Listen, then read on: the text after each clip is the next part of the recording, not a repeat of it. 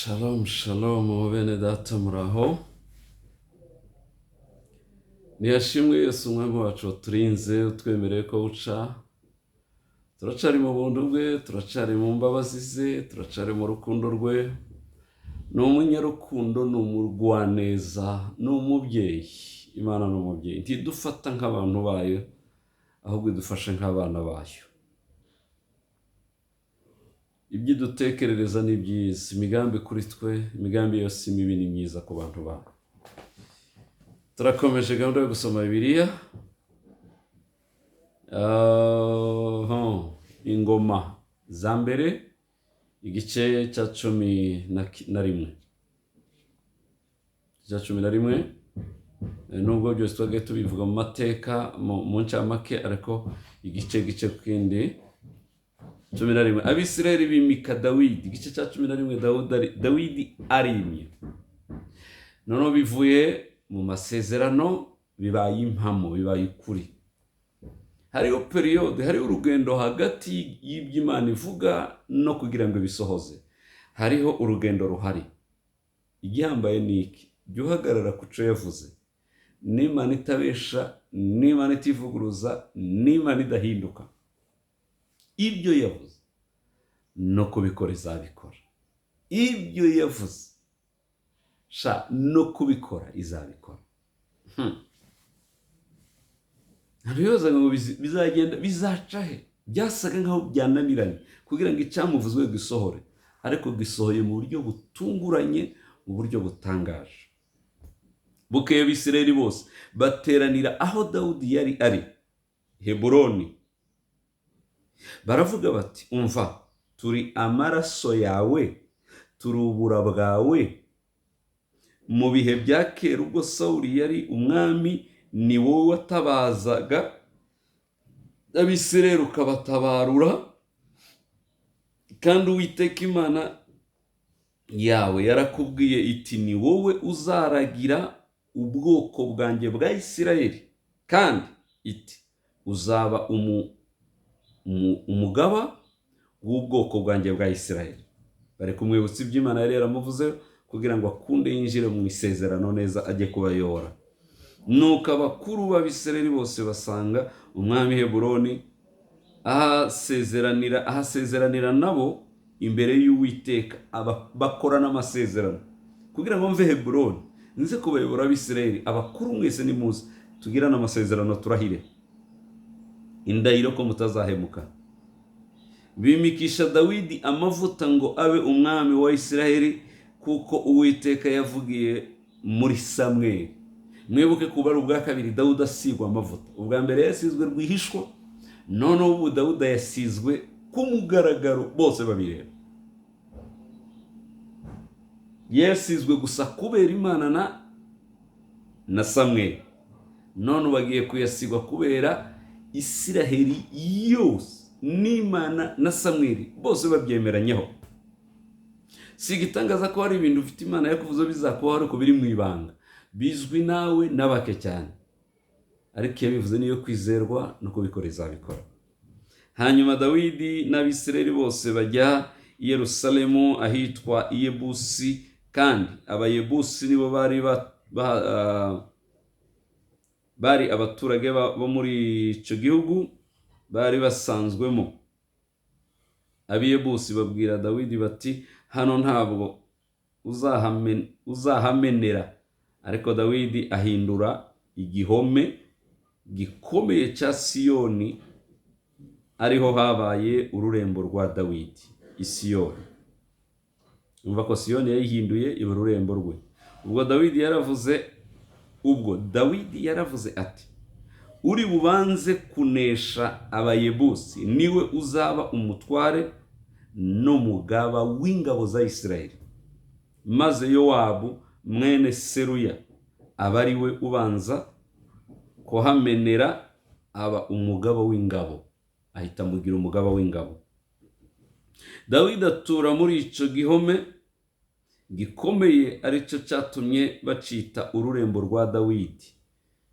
Yubaka umudugudu impande zarwo zose, uhereye i Milo n'impande zose Yowabu nawe asana ibindi bice by'umudugudu bisigaye, maze Dawidi akajya arushaho gukomera kuko Uwiteka Nyiringabo yari kumwe nawe. Uwiteka agenda mukomeza kuko yari kumwe nawe.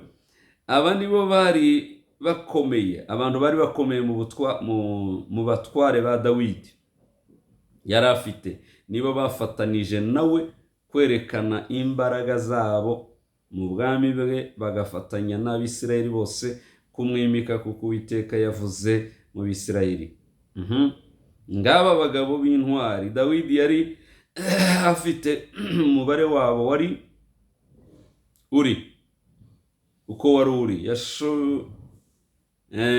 Yashobeyamu umwana w'umuhakimoni, umutware w'ab'intore 30. Uyu ni wari ukomeye kuruta abandi bose. Yabanguye icumu rye kurwanya abantu 300, abicira icyarimwe 300. Icumu rimwe, abantu 300 bakubita hasi icyarimwe bose n'icumu rye rimwe. Cyo cyatumye mu ntwari 30 abo wa mbere. Akurikirwa na Eliyazari mwene Dodo umwahori, yari uwo muri abo bagabo b'intwari 3. Hari intwari 3 zarutaga izindi zose muri izo 30. Uwo yari kumwe na Dawidi Ipasidamimu ubwo Abafilisitiya bari bateraniyeyo ngo barwane, maze abantu bahunga Abafilisitiya aho hari umurima warimo sayiri nyinshi, ariko bo bahagarara hagati muri uwo murima barawurinda, bica abo Bafilisitiya. Uwiteka bakirisha kunesha gukomeye. 3 kuri babandi 30 baramanuka basanga Dawidi ku rutare mu buvumo bwa Aduramu. Ingabo z'Abafilisitiya zari zigereje mu kibaya cy'Abarafa. Ubwo Dawidi yari mu gihome, kandi abanyagihome cy'Abafilisitiya bari i Betelehemu. Betelehemu yari yaragoswe, kandi Dawidi yarayikundaga kuko Betelehemu hari iwabo. Maze abo 3, abandi 3 biyongera kuri bajya 30. Izi ni intwari zaje nyuma. Reka mwumva agatendo zakoze gatangaje, niyo ngasoma numva binteye n'ishavu byonyine, binteye agahinda ku mutima rwose. Maze abo 3 batwaranira mu ngabo z'Abafilisitiya bavoma amazi. Dawidi reka mbere haruguru.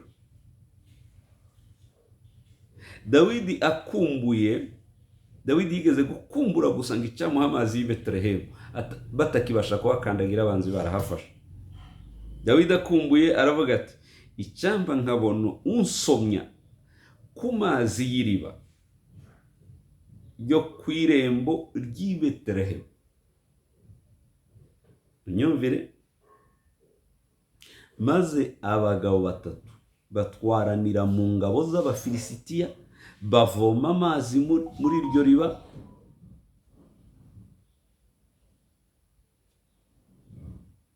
Ryo ku irembo ry'i Betelehemu, barayajyana bayashira Dawidi. Ariko Dawidi yanga, bayazaniye Dawidi amazi avuye i Betelehemu, Dawidi yanga kuyanywa.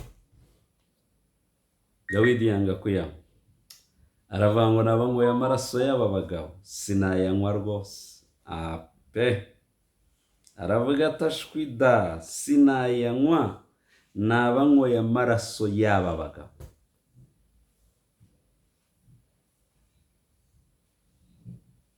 Aravuga ati, Imana yanjye indinde kuba nakora ntyo, ndebe nywe amaraso y'aba bagabo bahaza amagara yabo, kuko bayazanye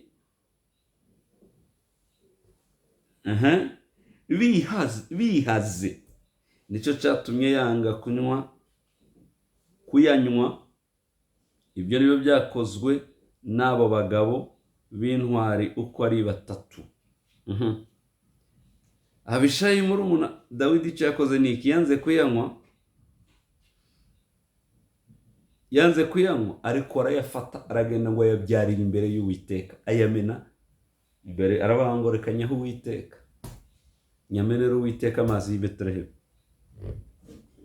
Abishayi murumuna wa Yowabu niwe wari umutware w'abo bantu batatu, kuko yabambuye icumu rye kurwana n'abantu 300 akabica, akamamara muri abo batatu. Niwe wari ufite icubahiro kurusha abandi babiri, ahinduka umutware wabo, ariko ntiyahwanye n'aba batatu ba mbere. Ba batatu ba mbere baracamuruta. Benaya mwene Yehoyada, ibi biravuga iki? Hari amazi y'i Betelehemu Uwiteka akumbuye, hari ibintu Uwiteka akumbuye, hari ibintu abera baretse, hari ibintu abasenga baretse, hari ibintu byanezezaga umwami. Uyu munsi akumbuye icyamba nkabona amazi y'i Betelehemu, icyamba nkabona bandamya neza, icyamba nkabona bakora biriya na biriya, icyamba nkabona ahagarara mu cuho. Benaya mwene Yehoyada, umwana w'umugabo w'intwari w'Ikabuseri, yari yarakoze ibikomeye, niwe wishe bene Ariyeli w'i Mowabu bombi, kandi aramanuka yica intare mu isenga mu gihe cya Shelegi. Yishe n'umugabo w'umunyegiputa muremure cyane, uburebure bwe bwari mikono 5. Uwo Nyegiputa yari yitwaje injuga y'icumu, ariko we akamanuka yitwaje inkoni. Aramusanga, amushikuza icumu mu kuboko kwe, ararimwicisha. Aravuga ubutware bw'uyu nguyu. Ibyo nibyo Benaya mwene Yehoyada yakoze, yamamara muri abo bagabo batatu b'intwari. Yari afite icubahiro kuruta babandi 30, ariko ntiyari ahwanye n'abarya batatu. Hari batatu ba reserve ba mbere. Dawidi amugira umutware w'abarinzi be, kandi abagabo b'abanyambaraga bo mu ngabo ze ni Asheri murumuna wa Yowabu, na Eluhanani mwene Dodo w'i Betelehemu, na Shemoti w'umuharari, na Heresi umuperoni, na Ira mwene Ikeshi umunyatekowa, na Abiezeri umunyanatoti, na Sibekayi umuhusha, na Irayi w'umwahohi, na Maharayi w'umunyenetofa, na Heredu mwene Bana umunyanetofa. Ngizi intwari ari kuzivuga. Na Eleyazari w'umwamahavi, na Yeribayi, na Yoshaviya bene Erunamu, na Ituma Mowabu, na Elieli, na Obedi, na Yasiyeli w'umumezoba. Ngizi intwari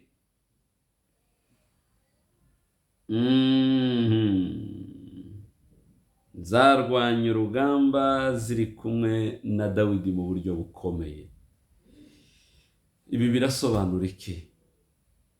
Umwami Imana akeneye intwari zihagarara mu cuho, zikorera mu gihe cyazo, kugira ngo nazo zigire amateka y'ibyakoze mu gihe cyabo.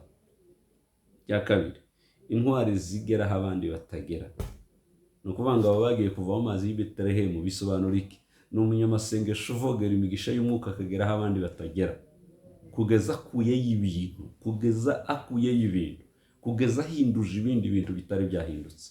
Imana ibafashe bakomeze. Imana urakoze kuko kwiza k'Uwiteka ni kube ku bana bawe mu izina rya Yesu. Intwari zo mu mwuka zibeho, intwari za Dawudi zivuke, abavoma amazi y'i Betelehemu baboneke, ubwiza bw'Imana bwongere kwitambika. Ikindi nshima ni ukuri Imana itajya yivuguruza. Ibyo wamuvuzeho byabereye rwihishwa mu ibanga, byavugiwe hatazwi, none dore ngibyo biratashebereye mu irango ry'umusozi isi yose ireba.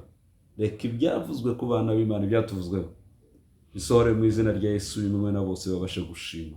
Urakoze mu izina rya Yesu. Amen, amen, amen.